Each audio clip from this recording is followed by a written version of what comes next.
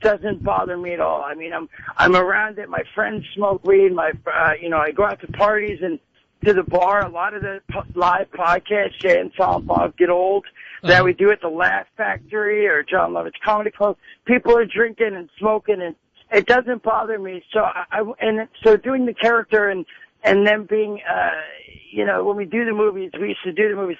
They would talk a lot about weed and all that, but there would only be one or two scenes where you would see them possibly gonna smoke. So, I mean, it's the same as smoking a cigarette to me, but I would say it's even better than smoking weed. I feel like it's not as unhealthy as cigarettes. But I'm saying to me, it's that common.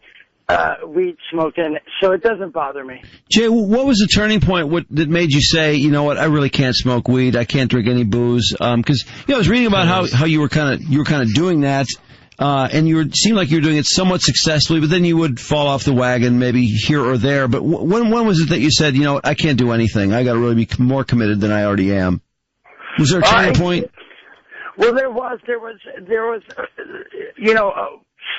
let me see, it was maybe 8 years ago or so. It was really the turning point where it was Christmas time and I couldn't pay my electric or my heat and I wasn't paying my rent, and we had to use candles to be able to see at night in our apartment, me and this girl I was dating.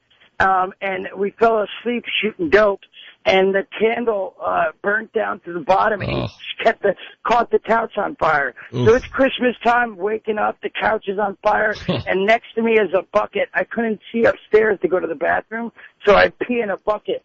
And so I grabbed the bucket to put out the fire, and I just stood there and was like, wow, this is disgusting. I'm using urine to put out fires. I almost burnt myself. I almost set myself on fire. And that's when I had almost 5 years clean, and then I got surgery, and they gave me painkillers. Oh. And at that point, I wasn't, I wasn't accountable to anybody, and I wasn't going to the meetings and the program and all that. And then after about 13 months, I was lying to my wife and Kevin, and it just broke down, and then I got sober there, and that's 972 days ago. And that's when I was just like, wow, I got to stop this. I can't even just take pain medicine if I'm in pain, or I can't smoke joints, I can't drink. I just got to stop and do what I have to do. Wow. So yeah. Hey, that's great, man. I'm glad things are going better for you. And Jason, this will be a lot of fun. Jay and Silent Bob, super groovy cartoon movie. A lot of people are going to be really excited for this. Royal Oak Music Theater, May 21st. Tickets on sale today, man. And we so appreciate your calling in. Thank you very much, man. Check out the trailer today, too, on youtube.com/CSMOD, SEESMOD. You can watch the trailer, man. Check it out. And I'll see you guys at the show, man. Thank you. Thank you. Thank you, Jason. See you, Have Jason. A good one. Bye-bye. All right. Jason Mewes. Yeah. You want to bring it up? Yeah.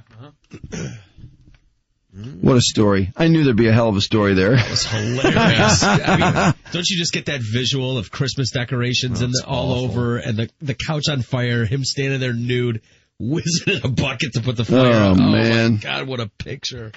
I don't know why heroin really freaks me out, even watching it in movies and stuff when I know it's not really happening. Yeah. It's based on some kernel of truth, and just to see what happens to people, and you see their kids and Cops too, watching Cops. Yeah, Cops bugs me, man. I struggle with that. Mm-hmm. Yeah, they bust in. Yeah, I feel bad for them too. And then, but when they get them on the floor and they get the cuffs on them, and there's the shooting rig and all that stuff, and then all of a sudden in the back room they're the three little kids, and it's like, oh God, the filthy diapers, and I don't know how you watch Intervention. I can't do that, man. You know why I watch Intervention? Because the people on Intervention are worse than anyone you could ever know. And it's like, hey, I don't know anybody this screwed up. This is great. Don't you feel better about yourself? Yeah, I feel better about everybody. Yeah, but I feel bad for them because they don't want to be in that position. You know that they never intended to get to that position, and they really struggle to stop. And I don't know. You just feel bad for them. They don't want to be robbing their family and breaking into store, you know what I mean? Like, it just sucks. I do feel bad for him, but there's usually some incredibly poignant footage of people getting just what Oh my God, what people do. Which is exactly why they're showing you that. You know what I mean? Like they you don't see him doing, an hour intervention on smokers because that's boring.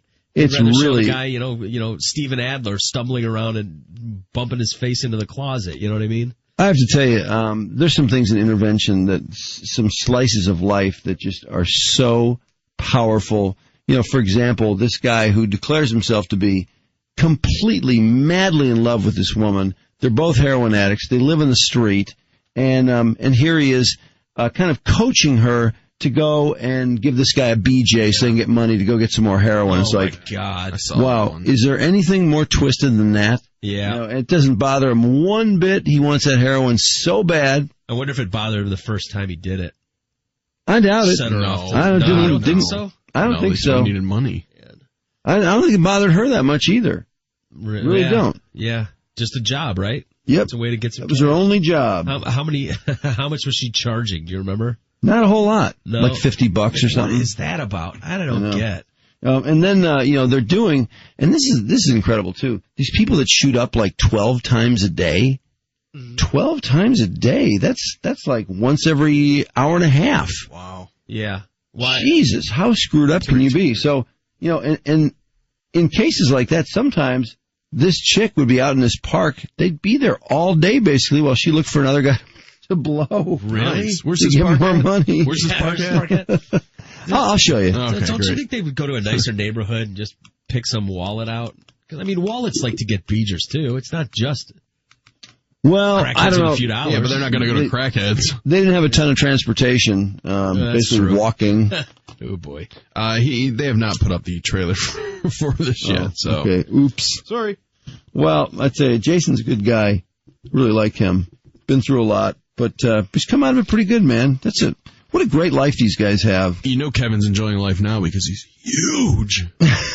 He is really big. Massive. I know. I didn't realize what a heavy thing that was for him. I just thought he was a guy that was fat and just sort of was meant to be fat and was okay with it. Yeah. But that thing with the airlines, was he bummed out. Embarrassing. Yeah, he was really, really humiliated. And he said I thought he brought some really good humor out of it, but he was deep down, he was really crushed. Yeah, he was. Yep. And that was when he was driving to gigs after that. He wouldn't fly. Remember, he drove into Royal Oak and we met him so I could bring them on stage at the Royal Oak Music Theater. Totally. I was reading, it was one of Kevin's books I was reading, and Tess loves the movie Kevin stars in that he didn't have anything to do with the making of. He plays, he's with Juliette Lewis and Jennifer Garner. Yeah. It's, something in release? Catch and Release. Yeah, it's about a fishing, term. And, the title comes from a fishing term. But Kevin has this kind of interesting role in the movie. I love him in the movie. I thought he was just great. And I thought, God, he really ought to do more acting where, he's just acting. Yeah. Because I thought they did a great job of casting him. It was a neat role. Anyway, in the book, he's talking about this one scene where she has to give him a back rub, and he was just a nervous wreck for a couple days because he had to take his shirt off. He was supposed to take his shirt off for the scene, and then at the last minute, he's like, I don't want to take my shirt off. Can I not take my shirt off? And they're like, oh, okay, no problem. No big deal. He's like, oh, my God. But he really, really sweated that out. Is that the same book that had all the stuff on Bruce Willis? Yeah. And what an a-hole he thought Bruce, which, that was horrible. Yeah, because he was such a huge, huge Bruce Willis fan. And Bruce was such a dick on the set of I have to say, I thought that was some of the funniest writing Kevin's ever done, describing Bruce Willis being just an absolute ass. Was that with Tracy Morgan? Yeah. And here's Tracy with this real bum ankle injury or foot injury, and he's doing everything, just, gutting it out, trying to make this movie better. And Bruce Willis won't run across the street for him. So he's got to go from Bruce being in a cop car and getting out to the next shot of Bruce at the scene because Bruce won't run across the street. Because he says, hey, Bruce, you need to recut that. And he's like, what do you mean? I walked across the street. How hard is it to shoot somebody walking across? Well, you didn't do it with much urgency. Yeah. Well, it felt urgent. What's the problem? He just was such a miserable pain in the ass. It's because he was making he was making scale or something. He was doing it, it was one of those kind of an artsy thing. so it wasn't a big payday for him. And I guess that's why he was a dick. I didn't understand it at all.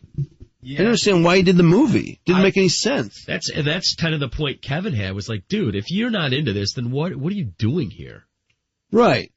Usually works for $20 million. Yeah. Why would he do a movie for, next to nothing? Yeah. If he wasn't feeling it?